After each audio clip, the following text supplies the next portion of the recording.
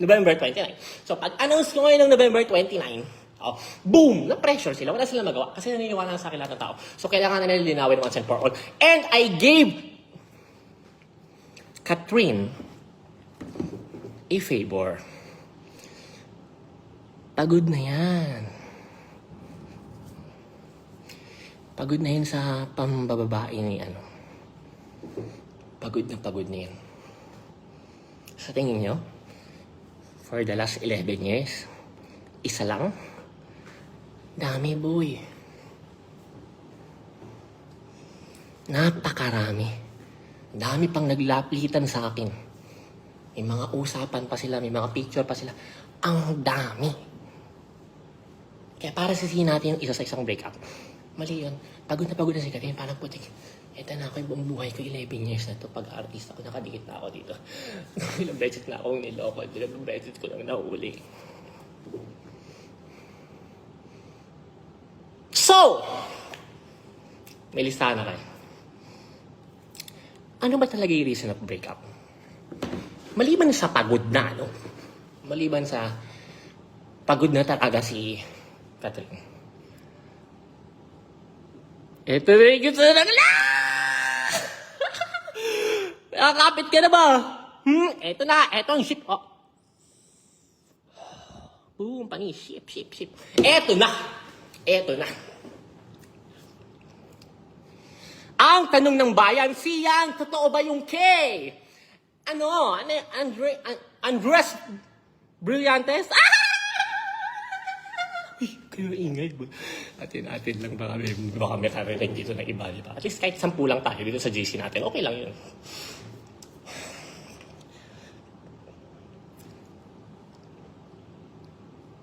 Nagkita daw eh. Nagkikita. Multiple times na.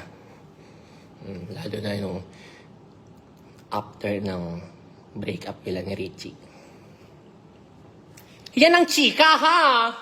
Hindi natin yan sure. Sila nakakaalam na katotohanan. Yun lang yung nasadap ko. Tapos, ito yung nakapagpapuno kay Catherine. Kaya binatawag, parang pagod na ako. Kaya lang na nag-break na sila few months ago. Ayaw pa rin sila pa-announce ng management. Negosyo yan, Brad eh. Laking negosyo yan. Daang milyones yung value niyan. Tapos sa announce mo lang, na-break na kayo. Brad, branding yan, Katniel. Baka pansin, mahina 20 million. Tapos sa announce mo na break up. Of course not!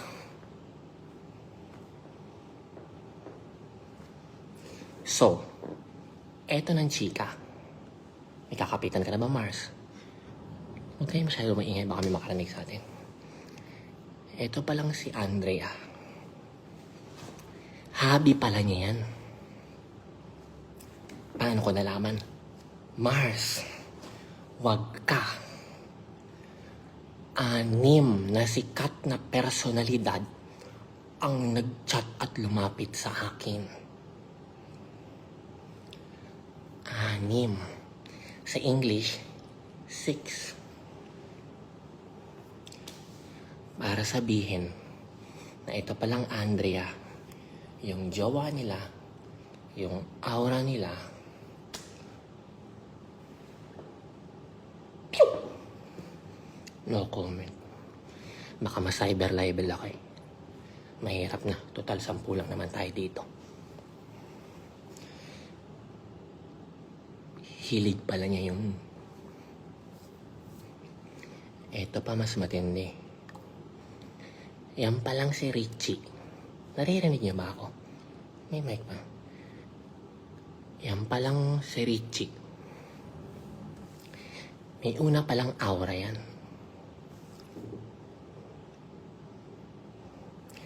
Tinarget lang din niya. Sa PBB House pa. Oh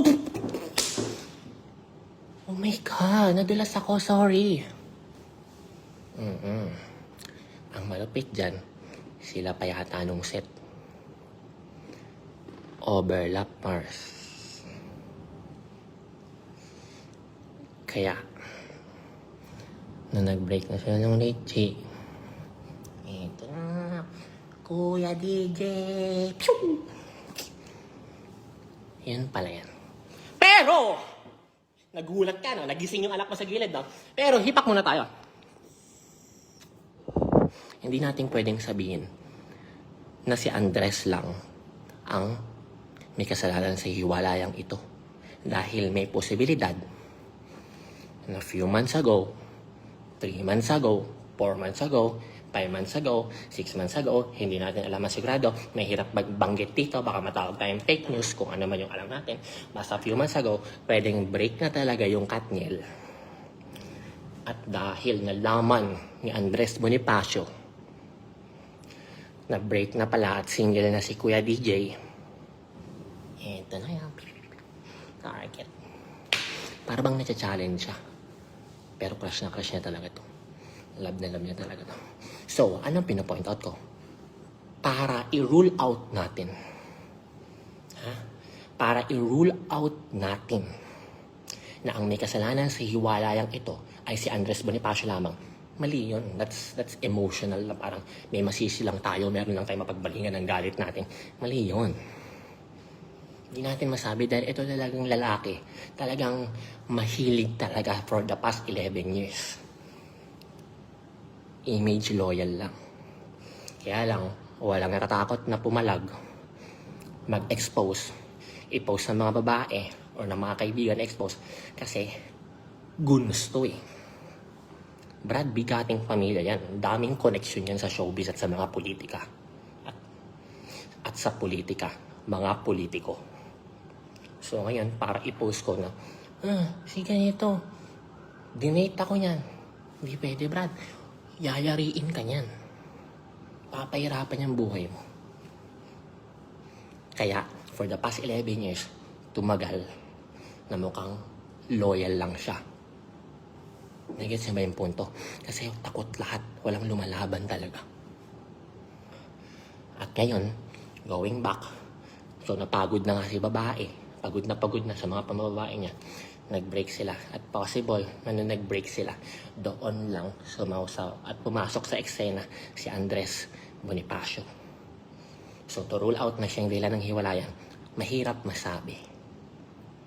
Ngayon, lumabas na lang sila screen sa kanilang mga official statement. Siyempre, for the sake of business, kasi kahit hiwalay na rin naman sila, tuloy pa rin ang negosyo as separate branding. Ano yun? Ba't parang tatalsikan ko ng laway yung camera ko? Laway ko ba yun? So, okay na mga Mars? Patiktingin ko na listahan ko. Okay na Mars. Salamat sa pakikinig. Huwag mo na lang sana ipagkalat, ha? Atin na lang baka sabihin, chismoso ko. O screenshot nyo nga itong 300